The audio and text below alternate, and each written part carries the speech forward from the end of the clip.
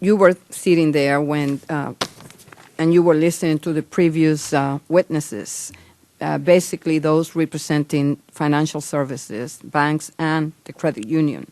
And what they are saying is that they have money to lend, and that by some metrics had actually increased their loans. And what I hear from you today, from this panel, is that that is not the experience that you have had.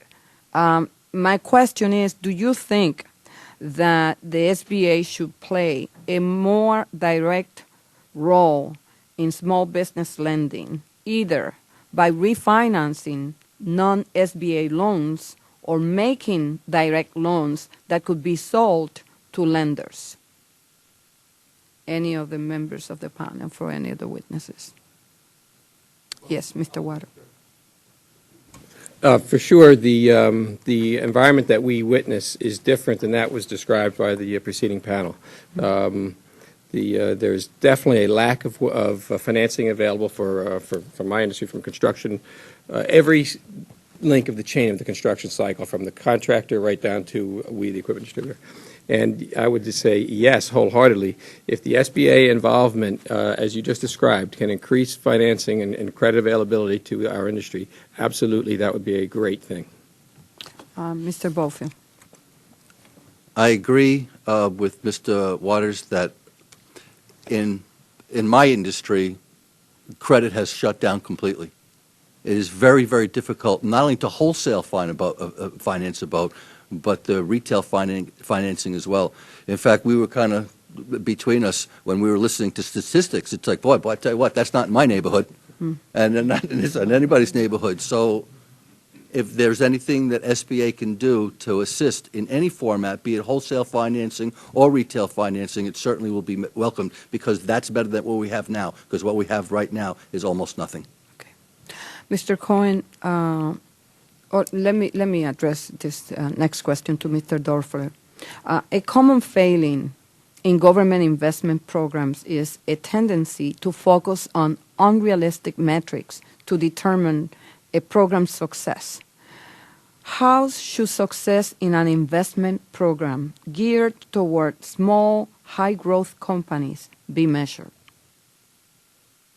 Well, it's a great question. I mean, first off, this is a long-term bet, if you will. It's a long-term investment, and as I mentioned before, it takes about 10 years for us to get to revenues, and beyond that to really return what our investors expect from us. So you're not going to see any financial return in the short term, but there are some metrics, and I think they're industry specific. Certainly, the creation of new jobs, the creation of payroll taxes. The ability to spend money and have indirect benefits to the economy. In my particular sector, it's the ability to use that investment as a catalyst for additional investment, which is very, very important. We're looking at the issues, certain things like issued patents, clinical trials that have been started. All those things I think are industry specific. So I think that there are a lot of ways that we can identify these. Certainly in my state of Maryland, we spend a lot of time doing just that, because we want to make sure that these funds are being used, and they're being used properly, and they're returning something to those who are providing those. Mr. Cohen, in the current recession, businesses of all sizes have been squeezed by the contraction in credit. We hear that. You witness it. And many companies that previously did not have access to SBA financing have shown interest in these programs.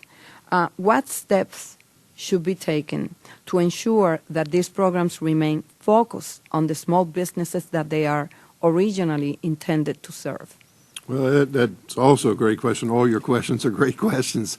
But, and I'm not an economist, but my sense is that so much of the money that's being pumped into the economy is going into the mortgage sector and into the real estate sector, and not that much is going into the small business sector.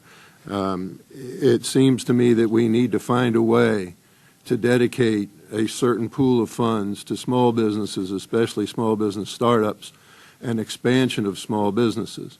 And if I might tag on to the question you asked about how you measure the success rate, in the franchise businesses, we have lots of historical data and proof that the franchising model works. And so when considering a startup franchise, we do have evidence to show that a particular model will work, and a particular concept will work. And I think we should rely on those statistics when we're looking at making those loans, and not so much on a sector, which is sometimes done. I think the SBA rates sectors and says, well, this sector is not as successful as others. But I think if we pull out and say, well, gee, when that sector is franchised, it's far more successful. Thank you. And I have my last question to Mr. Dorfler. Much of the success of the SBIC, the venture programs, has come from the fact that losses in the program are low. If a new investment program were to focus on early stage and high growth companies, how can we manage the risk of losses and provide some assurance that government leverage will be repaid? So the venture program is a loan program, and it's my understanding we're not part of that because I think it's toward revenue-producing companies or companies that are relatively low risk. If you're looking at something like the participating security program, the old SBIC program, and trying to figure out something new to do with that, it's defunct now. We think that it could be very, very important. But I recommend, and we recommend, that we align ourselves with the really talented investors. I mean, there's a group of investors out there that really know our sector extraordinarily well. They've been through many cycles. They're very experienced. And aligning SBA funds with those investors, either as limited partners or as grant mechanisms, so that companies that receive investments from these qualified investors can get grants from the government, and those grants can be paid back by royalties. They can be paid back by if the company is acquired or an IPO. So there's certainly a number of ways to do that. But again, I think aligning it with smart investors who really do know the sector. Okay, thank you. Mr. Lukemeyer.